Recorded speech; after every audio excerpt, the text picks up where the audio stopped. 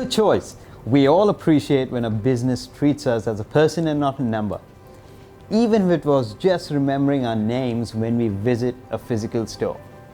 Now, personalizing your customer's experience with your brand has been around for a few years. However, there's been a seismic shift in how customers expect to be treated while interacting with your brand online these days. And rightly so, considering your customers are providing a lot more information about themselves during their path to purchase these days. Now, we've all experienced personalization in very complex forms when engaging with some of these brands. From Google knowing what you do, to where you go, to Spotify knowing what you listen to, and of course Netflix knowing what you watch. It's quite startling when you sit back and think of how much these brands know about you by simply analyzing your behavior and the choices you make. But lots of us are okay about this behavioral data being shared, as it makes it easier for us to interact with these brands and their systems. In fact, as brand owners, it isn't difficult for you to create similar, meaningful and data-driven micro online experiences tailored to your customers' specific interests that are based on their previous actions, of course. And if you succeed in doing this, that in essence is personalization. Now, some of you may have read or experienced this level of personalization being adopted recently by, physical retailers in the wake of the pandemic, from live guided tours to virtual product demos and so on. So for today, I'm going to recommend a few basic practices using data you currently have.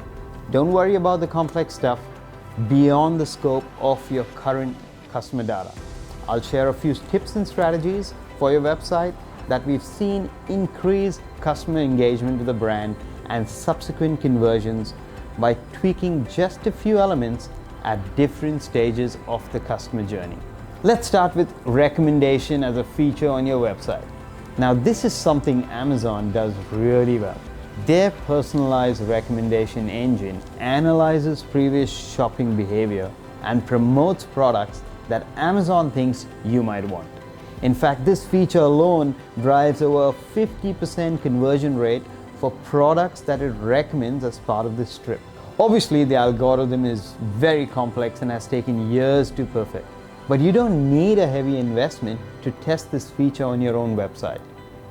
So irrespective of the platform you use, whether it's WordPress or Magento or Shopify or Neato, there are several plugins and extensions these days that can help you achieve a similar outcome in a hybrid manner. Basically, you decide the type of products served within such a strip based on the products chosen by your customers in their cart. So while it may not be at the level of sophistication or granularity that Amazon serves, you can simply tag cross-sold products from complementing subcategories in your backend CMS and serve them within this strip every time any customer adds products that meet the criteria you've set. So if a customer adds a shampoo to their cart, offer a conditioner range or perhaps a body wash range as related products within this strip. To the customer, the experience would seem personalized and connected to what they've just added to their cart. Now, I'm sure we're all familiar with this one. It is frustrating, I know, when we see customers click on a paid ad, visit your website, browse for a few minutes, add products to their cart, only to abandon the site. And there are several reasons why this could happen. These could all be possible scenarios of cart abandonment for your customer too. While e-commerce sites save the cart, there is an extra way to add personalization to the mix that will drive more sales. So imagine letting the customer know you're storing their items for later, or even emailing them their cart so they could access it when it suits. And when they do return to your site, use personalized welcome messages to redirect returning customers to active shopping carts. Prompt them of their previously selected items and take them straight to checkout. You could even remarket items previously selected by customers within these pop-ups and prompt customers to continue their previous shopping instance. From a customer standpoint, this would highlight thoughtfulness as a brand, make lots of them feel special, and could drive a buying mindset as soon as a customer lands on your site. The next one is exit intent pop-ups. I know some of you are probably rolling your eyes, and I agree. A lot of us find this extremely annoying to see, especially when you've decided to exit a website. But then again, if done contextually and tastefully, this could very well mitigate your cart abandonment to some extent. You could even segment these offers to increase the likelihood of a conversion. For example, let's say we only activate these annoying pop-ups during cart abandonment scenarios and present different discount offers based on a shopper's cart content. The way I see it, if you can manage to salvage even 1 out of 10 customers with such an exit intent offer, that's a win for you. There are a few strategies and tactics you could also adopt to increase customers' share of wallet. One of them is repeat purchases.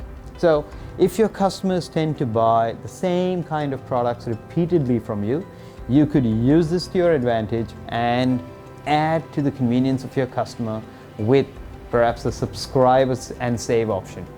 Amazon frequently markets products that customers can purchase again. I've seen this personalization strategy pay off very well for some of our clients we help list and manage on Amazon. Another touch point ripe for personalization are your customers' communication emails. Things like newsletters, email offers don't always need to have a one-size-fits-all approach. You could segment monthly customer purchases based on the product categories they've bought in the past and email a curated list of recommended products within an offer to that customer database.